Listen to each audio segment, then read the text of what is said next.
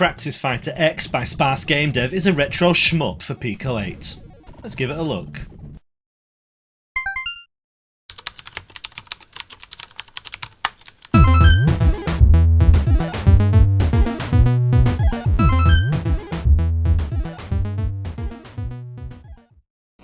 Welcome to Pico Playtime, the video series where I play through some cool Pico 8 games to show to you lovely people.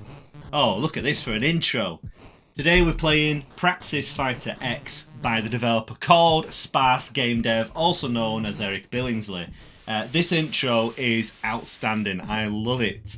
Yeah, this is such a stylish way of starting the game. Oh, how good is that? Yeah, Praxis Fighter X by SparseGameDev is a retro shmup. It's a single stage shmup. Let's get into it then.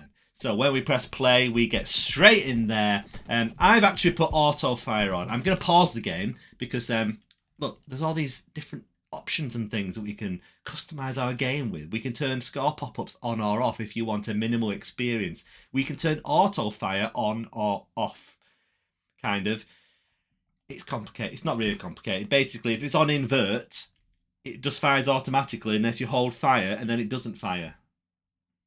Anyway, I like that on, or on invert. So, this is a shmup. We have a variety of enemies that are trying to blow us up. The story of the game, which you may have picked up from that little intro, or if by reading the itch page, go and check out the itch page if you don't normally check those out, because it's very informative.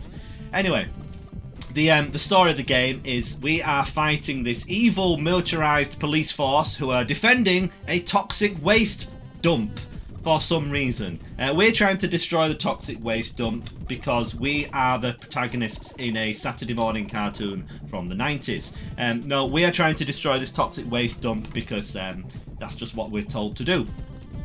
And our way, or our method of destroying that is via this ship which we procured in the opening introduction.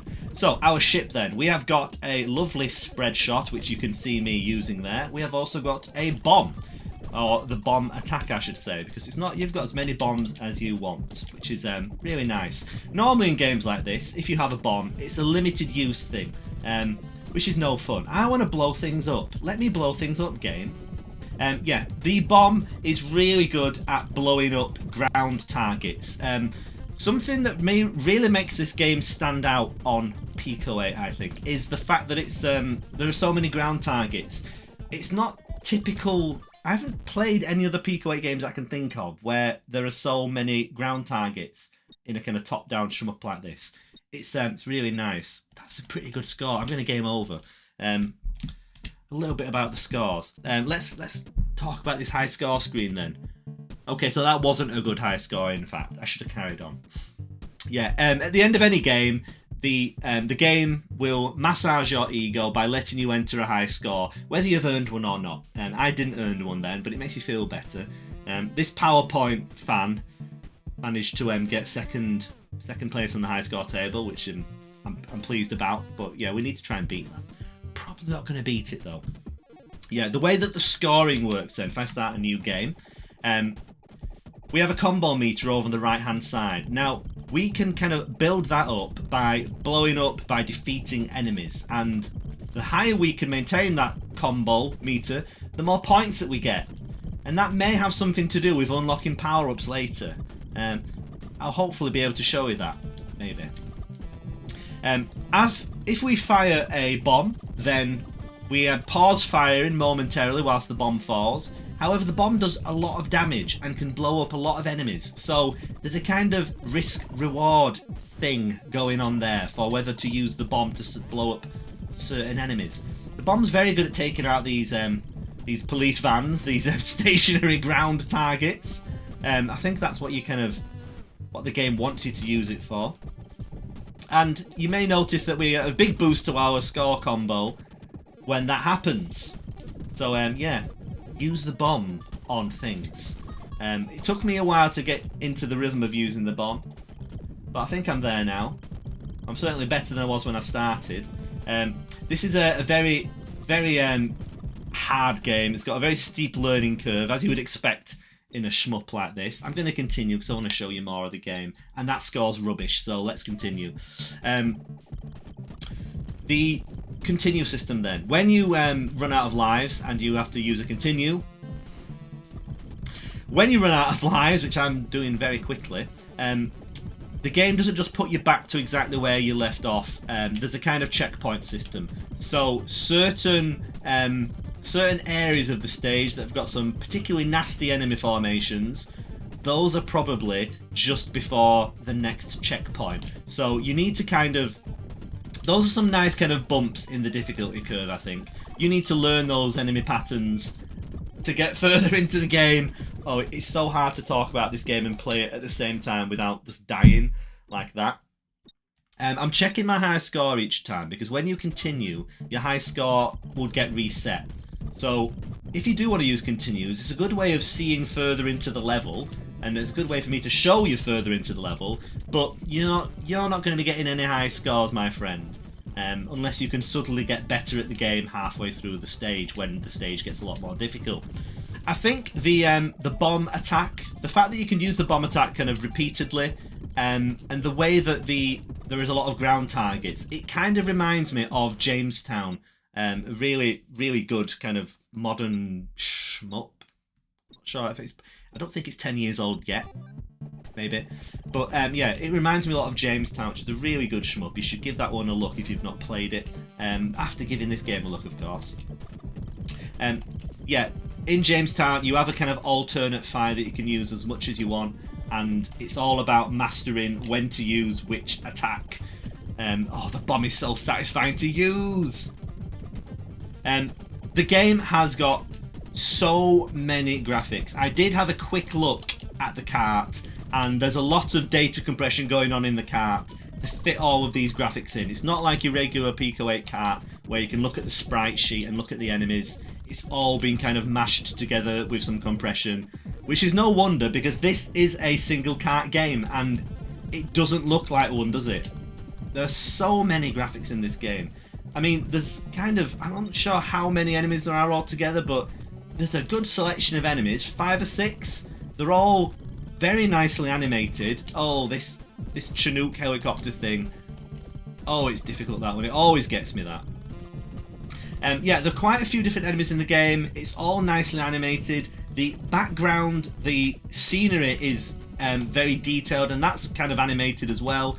So yeah, graphics-wise, there is a lot going on in this, and yeah, this is what you use the bomb for blowing up those fats. We're getting further into the game now. This is where I meet my nemesis, which is the pipe. Yeah, this section of the stage gets rather difficult.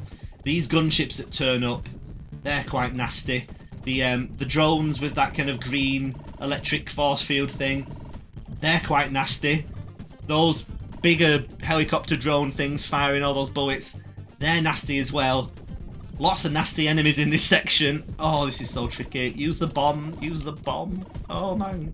Oh, no. I'm getting a decent score, though, so this is worth it. Oh. Yeah, so here's the toxic waste pipe that we're trying to destroy. These police really don't want us to get this pipe, do they? Oh, man. That's a high score, though. Let's post that. PowerPoint guy strikes again. 3rd place, not bad. So you may be asking yourself, why does this game look so darn good? Why is it so graphically detailed? What's with all this polish? Well, SparseGameDev is an indie developer from Canada, and he worked on Cuphead. You may have heard of Cuphead. He's worked on Tunic as well. So yeah, he knows what he's doing. Who would have thought that someone who worked on Cuphead would be able to make a game on Pico 8 with really good graphics? Crazy, yeah? It's just such a good, polished game. It's so good. I was a little bit hesitant at first to do a video on this, because it's another one of these. It's another shmup that's kind of adjacent to the Lazy Devs Academy shmup tutorial series, which I seem to mention on every other video. Lately, when I'm not playing a Metroidvania, I'm usually playing a shmup that has been inspired by that tutorial series. I'm not going to complain though, because it's given us so many great games to play.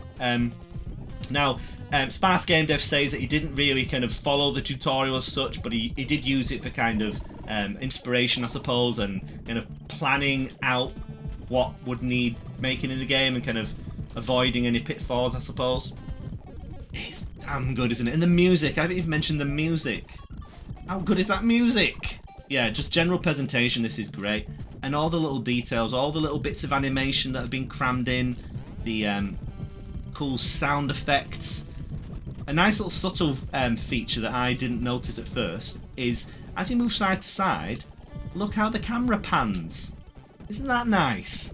Again, that kind of reminds me of Jamestown. Jamestown had a kind of a wider kind of area for the level than you could see at once. And with the screen being kind of compressed, is that a good score? Not really. With the screen kind of being compressed because of the HUD on either side, having that panning makes the level feel bigger than it kind of is, or it does let the level be bigger than it would otherwise if it was kept onto one screen. And again, that's not really a feature that I've seen on any shmups on Pico 8. It's a really nice kind of level of detail to add. Very cool. I mean, look at the animation now. Look, that van. I don't know if I had hit that van or if that's just its idle animation, but look, everything's animated. Those explosions or the fire burning on those toxic waste vats. Oh, it's so good. The amount of graphical detail in this is insane. Truly insane. Even the little people down there are animated, look. Little guy there waving his hand. Yeah, fantastic graphics in this game and really good gameplay. To say it's only a single stage, I haven't managed to get to the end of this this stage yet, and there's so much in it. The different areas of the stage with the different kind of patterns of the enemies, really well designed kind of stage. And even though it is difficult, it does kind of ease you into things. The first few waves of enemies aren't too bad. It's not until further in where you start getting those really difficult enemies turning up more frequently. And it's a cool name as well, Praxis Fighter X. I love it when shmups have kind of needless letters at the end, X. It just makes it sound cool, doesn't it? Which is what we want. So this is this amazing game. How can I play this game, you might be saying? Well, if you've watched any of my videos before, you know that all the links are in the description. Let's try and summarise it then. You can play the game on itch. You can buy the game on itch to support the developer. Please do that. You can also play the game over on Splore. Leave a nice comment for the developer on the Pico 8 forum. This game needs to be bumped to the top of that forum so that everyone can see it. You can play the game over on Newgrounds as well, where it's been featured. I think it was the daily first place as well. That's not easy to get. So go over onto Newgrounds, pretend it's 2004, and give this game 5 out of 5 because it deserves it. So yeah, many ways that you can play this game. You can follow the developer, Eric Billingsley. You can follow him on Mastodon. I don't know if he's on Twitter. I haven't bothered checking. So yeah, do all of those things because I want to see more games from SparseGameDev. This is amazing. Okay, so I just had a quick look on SparseGameDev's itch page, and I thought, that name does sound familiar. That's because he also made Into Ruins, one of my favourite games from last year. Yeah, or was it the year before? But either way, another great Pico 8 game. So it's really nice to see SparseGameDev making more Pico 8 games because they're all really good. We should all go and check them out. Anyway, that's enough of me yakking on about this really cool game. You need to go and play it. It's such a fun game. Yeah, these shmups are hard, but the very best way to learn how to play shmups is by playing shmups. And this is a really good place to start because it's so good in every respect. Yeah. Go and check it out. I'm going to try and beat my high score again. Probably fail. But you can go and do all the things that I've asked you to do already, which is click on links, play the game, support the developer, and all that kind of good stuff. So, thank you very much for watching. Before I leave you for another week, I've got something new and fun to share with you. Go and check it out. Do you like t-shirts, hoodies, bags? Do you like dog bandanas? Do you like all of those things with the Pico Playtime logo on? Because if so, you're in luck because YouTube has let me open a merch store. So now I can sell t-shirts and things with the Pico Playtime logo on. And other logos too, eventually, when I've set them up. Anyway, if you're interested in that, I'm sure there's a link down below. If not, I guess you'll just have to figure it out yourself. See ya.